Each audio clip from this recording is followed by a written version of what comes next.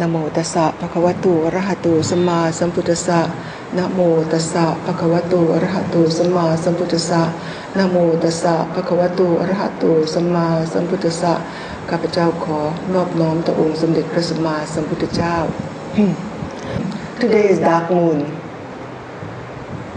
which means we have 2 days which is very important for the Sangha. That is the full moon and the dark moon. So in the afternoon, we will all disappear. All the fully ordained will disappear because we have to go and receive Ovada, receive instruction from a senior monk. And then we come back again and we will be reciting the Patimokkha for 2 hours. So we will have briefly the time that I can address you, maybe a little time after lunch. I will tell you about the story of Heidi, another Heidi. Bolo. This Heidi, she is American. And when I heard of her story, which she told in front of a class, in front of a gathering, towards the end of her story, everyone in the room was crying. And the story of Heidi did something to me. It really uplifted me from the long suffering that I had with my mother, with my own mother. It was the same kind of suffering that Heidi went through. So I would like to try my best to repeat the story that I have heard from her. Heidi was born in a family, of course, with her parents, father, mother, and sister.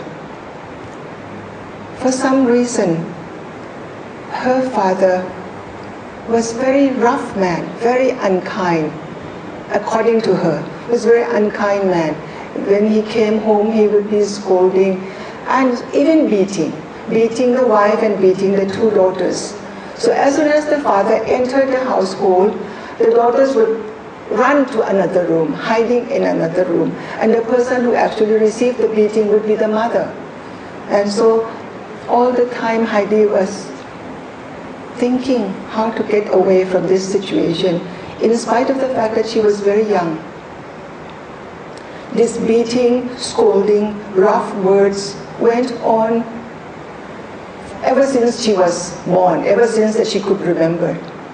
Then one fine day, her father never came back. They didn't have even money to buy the next meal. So the mother had to go to the neighbor, borrow the money enough to buy the next meal. And then the mother had to go about from one household to another household to do the immediate thing that she could do is to offer to clean up their houses. So she would be cleaning 2 houses maybe so that she would have enough to feed the 2 daughters. It went on like that. Eventually, somehow she could raise her 2 daughters so that they have high education. Heidi herself got a PhD when I met her. She was married. And then when the daughters were grown with the mother, the father returned. But in a situation that he could not help himself. He was very sick. And then when they sent him to hospital, they discovered that he was in last stage of cancer. The first thing he said when he knew the result, he said, "How could it happen to me? I have not done anything wrong in my life. How could it happen to me that I have cancer?" You take note of this reaction. He never knew that all the time he was causing so much suffering, so much pain to his wife, to his daughters. He was also, of course, he was deteriorating.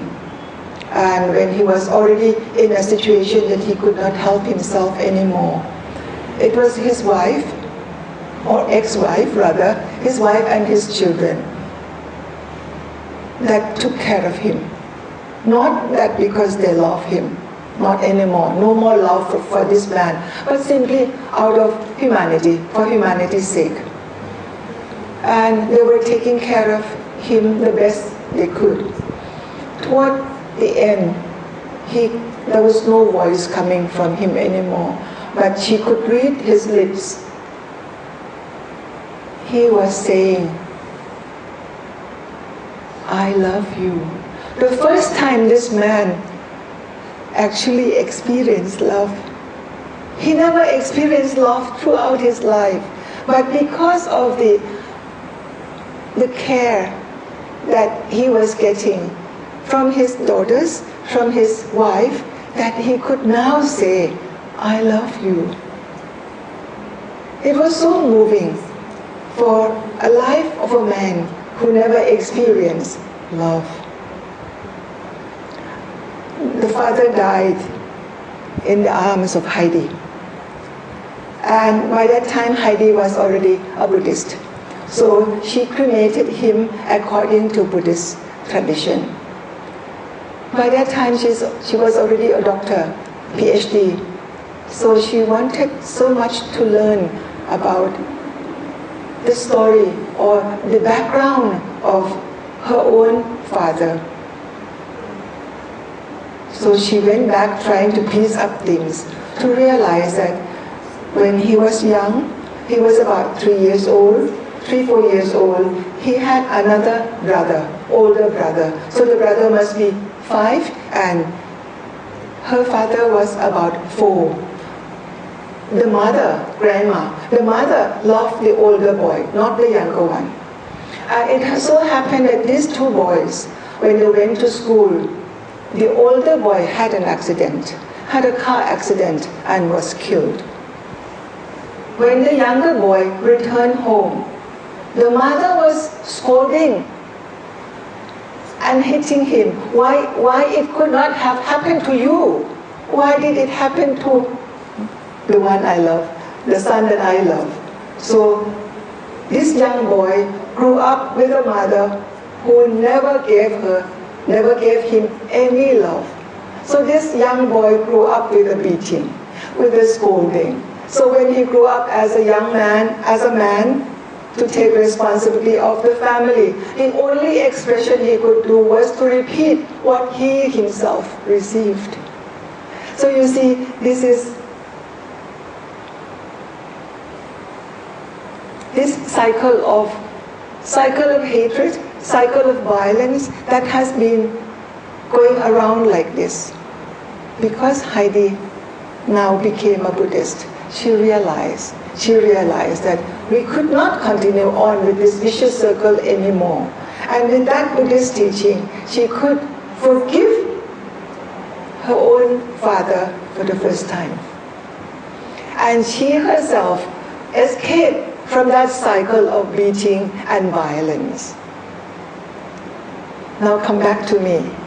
Why this story was so moving, why this story was so touching, and it actually uplifted me. When I listened to this story, I was already in my 40s. Imagine, I was already in my 40s. I had a very difficult relationship with my own mother. I never felt I was loved. Of course, my mother must have loved me in her way, but as a young girl, I never felt. The story of my mother was that she always wanted a son. But when I was born, out of lots of difficulty, I was a girl. I was born a girl. Too much of her disappointment.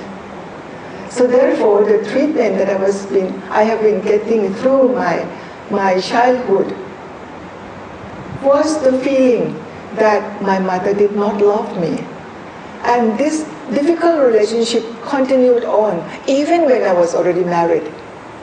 But the story of Heidi was a trigger to turn me the other way, to realize that my mother was already also trapped in this cycle of unloved, unwanted, because when she was born, a 6th child in her family, her father wanted only son, and she was born a girl.